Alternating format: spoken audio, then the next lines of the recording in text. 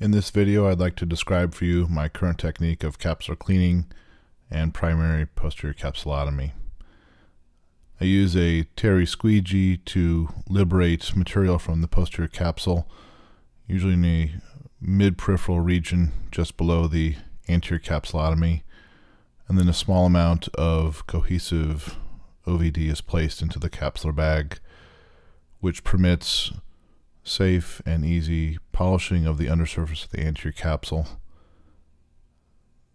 This device here, called the Singer Sweep from Epsilon, permits access to the subincisional space through my normal paracentesis opening, or if need be, one placed more nasally or across from the main incision. It can be used against the posterior capsule as well. I then use a wrench capsular curette from Goiter to polish the right side of the anterior capsular rim, then across from the incision, and then finally to the left.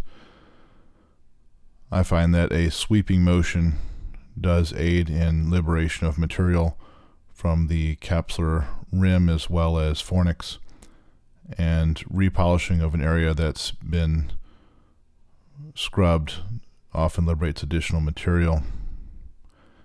Using a bent 30 gauge needle, I then capture a fold of posterior capsule, puncture the capsule, and then with a slight sideways motion of the bevel of the needle, I create an opening which then permits inflation of burger space using a cohesive OVD. The cohesive OVD is also placed anterior to the capsular membrane as well to suspend it between a sandwich of OVD. Regular Utrotter forceps are then used to create a posterior capsulorhexis. You can see here the material that is very adherent to the posterior capsule, and the goal here is to encompass this material within the capsulotomy and stay within the confines of the anterior capsulorhexis.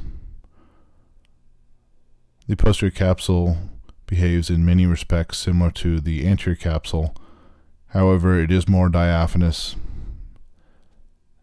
and more regrasping maneuvers permits excellent control in the viscoelastic filled anterior segment.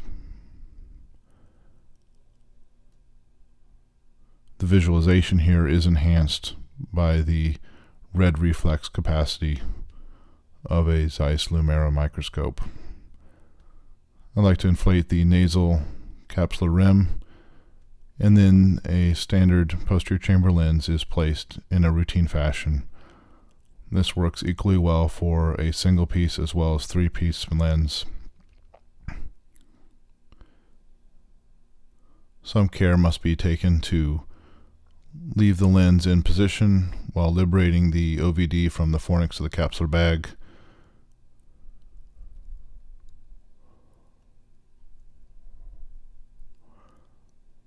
As well as removing viscoelastic from the undersurface of the corneal dome. The wounds are then hydrated. The lens position modified slightly, and the corneal wounds hydrated for a stable and excellent result. Thank you.